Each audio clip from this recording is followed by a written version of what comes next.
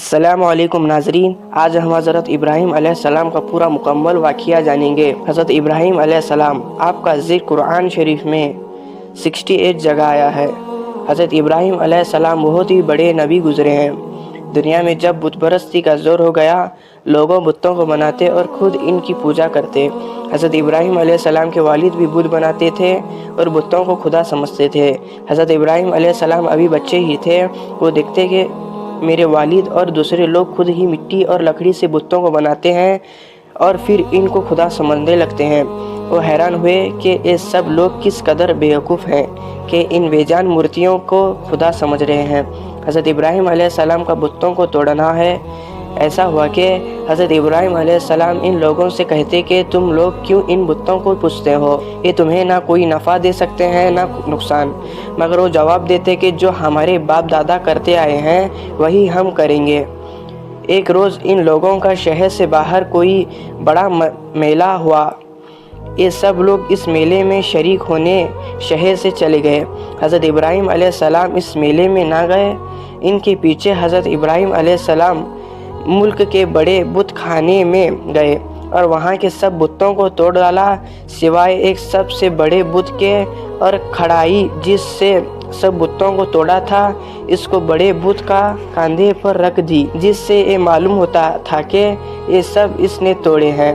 لوگ جب واپس آئے اور انہوں نے بتوں کی یہ درگت دیکھی کہ کس کا سر نہیں ہے تو کسی کا پیر نہیں، تو بہت غصہ ہوئے کہ یہ حیرت کسی نے کی ہے۔ سب نے شبہ حضرت ابراہیم علیہ السلام پر کیا، وہی بتوں کو برا کہتے تھے اور میلے بھی نہیں گئے تھے۔ آخر ان کو بلا کر پوچھا کہ یہ بت کس نے توڑے ہیں؟ حضرت ابراہیم علیہ السلام نے جواب دیا کہ مجھ سے پوچھنے کے بجائے اپنے خداؤں سے کیوں نہیں پوچھتے جن کو تم عبادت کرتے ہو کہ ان کو کسی نے توڑا ہے، وہ خود بتا دیتے۔ ان لوگوں نے جواب دیا کہ آپ کو معلوم ہے کہ ایک بول نہیں سکتے۔ حضرت ابراہیم علیہ السلام نے کہا کہ پھر تم ایسے بیکار خداؤں کو پوجا کرتے ہو؟ حضرت ابراہیم علیہ السلام نے پھر کہا کہ دیکھو، کہاڑی بڑے بت کے کاندھے پر رکھی ہے، یہ کام اسی کا معلوم ہوتا ہے، اس سے پوچھو۔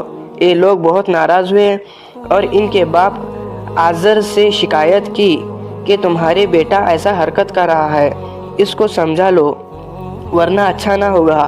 حضرت ابراہیم علیہ السلام نے اپنے باپ کو بھی سمجھایا اور بت پرستی سے منع کیا اور عرض کیا کہ اے باپ، میں ڈراتا ہوں کہ تم پر خدا کا کوئی عذاب نازل نہ ہو۔ اس پر ان کے باپ بہت سخت ناراض ہوئے اور کہا کہ آئندہ تو نے مجھ سے کوئی ایسی بات نہیں کہی، میں تجھے سنسارا کر دوں گا، اور کہا کہ تو میرے پاس ہمیشہ کے لیے چلا جا۔ آپ نے باپ کو سلام کیا اور کہا کہ میں چلا جاتا ہوں لیکن تمہارے لیے مغفرت کی دعا کرتا رہوں گا۔ حضرت ابراہیم علیہ السلام اور آگ میں ڈالنے کا ہے کہ ایسا ہوا کہ پھر کیا ہوا، وہاں کے بادشاہ نمرود کو بہت ظالم اور بت پرست تھا۔ ان سب باتوں کا پتہ چلا کہ آزر کا بیٹا ابراہیم لوگوں کو بتوں کی پوجا سے منع کرتا ہے اور ایک خدا کی دعوت دیتا ہے، تو اس نے ان کو اپنے دربار میں بلایا اور آپ سے جھگڑنے لگا۔ حضرت ابراہیم علیہ السلام نے فرمایا کہ میرے خدا تو وہی ہے جو مارتا بھی ہے اور جلاتا بھی ہے۔ نمرود نے کہا میں بھی مار سکتا ہوں اور جلا سکتا ہوں۔ چنانچہ اس نے ایک قیدی کو جس کو سزائے موت کا حکم ہو چکا تھا آزاد کر دیا اور ایک بے گناہ کو پکڑ کر قتل کر دیا، اور کہا کہ اب بتاؤ کہ میرے اور تمہارے خدا کے درمیان کیا فرق ہے؟ حضرت ابراہیم علیہ السلام نے کہا کہ میرا رب ہر روز سورج مشرق سے نکالتا ہے، تم اس مغرب سے نکال دو۔ اس پر نمرود لاجواب ہو گیا اور حکم دیا کہ ابراہیم علیہ السلام کو زندہ جلا دیا جائے۔ چنانچہ بہت سی لکڑیاں اکٹھی کی گئی اور ان میں آگ لگائی گئی۔ جب آگ بہت بھڑک اٹھی اور اس کے شعلے آسمان سے باتیں کرنے لگے تو حضرت ابراہیم علیہ السلام کو اس میں پھینک دیا گیا، مگر وہ آگ خدا کے حکم سے ٹھنڈی ہو گئی اور آپ کو آگ سے کوئی تکلیف نہیں پہنچی۔ اس طرح جو لوگ اللہ تعالیٰ کے کہنے پر چلتے ہیں اللہ پاک ان کو تکلیف سے بچا لیتے ہیں اور ان کے لیے آسانیاں ہی آسانیاں ہو جاتی ہیں، اور جو لوگ اللہ تعالیٰ کا کہنا نہیں مانتے ان کے لیے دنیا میں مشکل ہے اور آخرت میں مشکل ہے۔ اور مرنے کے بعد تو ہمیشہ جہنم میں رہیں گے۔ حضرت ابراہیم علیہ السلام اور زمزم۔ حضرت ابراہیم علیہ السلام کے حکم سے حضرت ابراہیم علیہ السلام کے حکم سے حضرت حاجرہ اور اپنے بچے حضرت اسماعیل علیہ السلام کو جو ابھی پیدا ہی ہوئے تھے ایک ایسی جگہ چھوڑ آئے جہاں دور دور تک آبادی نہ تھی اور نہ پانی تھا اور نہ کوئی درخت تھا۔ حضرت حاجرہ نے حضرت اسماعیل علیہ السلام کو ایک پتھر کے سائے میں لٹایا اور خود پانی کی تلاش میں ادھر ادھر دوڑی، لیکن پانی نہ ملا۔ خدا کی قدرت سے جہاں حضرت اسماعیل علیہ السلام جہاں سے ایڑیاں رگڑ رہے تھے وہاں سے پانی کا چشمہ پھوٹ نکلا جو آج تک زمزم کے نام سے مشہور ہے۔ اور حضرت حاجرہ جہاں دوڑتی تھیں صفا و مروہ وہ کہتے ہیں، جہاں جا کر آج حاجی اس طرح دوڑتے ہیں۔ حضرت ابراہیم علیہ السلام اور قربانی۔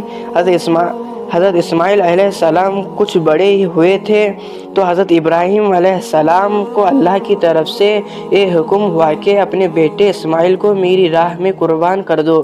چنانچہ آپ علیہ السلام نے حضرت اسماعیل علیہ السلام کو یہ بات بتائی۔ حضرت اسماعیل علیہ السلام نے کہا کہ ابا جان، اللہ تعالیٰ آپ کو جو حکم دے رہا ہے اس کو ضرور پورا کیجیے، آپ انشاءاللہ مجھے ثابت قدم پائیں گے۔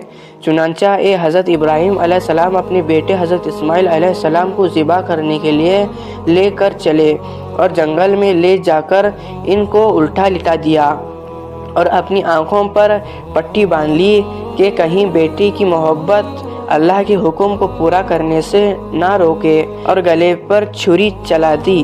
اس وقت آواز آئی کہ اے ابراہیم، تو نے ہمارے حکم کو سچا کر دکھایا۔ اور جب حضرت ابراہیم علیہ السلام نے آنکھوں سے اپنی پٹی کھولی تو حضرت اسماعیل علیہ السلام کے بجائے ایک دمبا ذبح کیا ہوا پڑا تھا۔ اس واقعے کی یاد میں مسلمان ہر سال قربانیاں کرتے ہیں۔ حضرت ابراہیم علیہ السلام اور حضرت اسماعیل علیہ السلام کی زندگی سے ہم کو بہت سبق ملتے ہیں۔ حضرت ابراہیم علیہ السلام نے ہم کو سکھایا کہ اللہ کی رضا کے لیے ماں باپ کو چھوڑا جا سکتا ہے، اپنے ملک اور بربادی کے خیر بات کہا جا سکتا ہے، اپنے بچے اور بیوی کو جنگل میں بے سہارا مان چھوڑ کر ان سے بھی پیٹ پھیری جا سکتی ہے۔ اللہ تعالیٰ اگر مسلمان کا امتحان لیتے ہیں اور اس میں وہ کامیاب ہو جاتا ہے تو اللہ تعالیٰ اس کو پھر اور زیادہ نعمتیں دیتے ہیں۔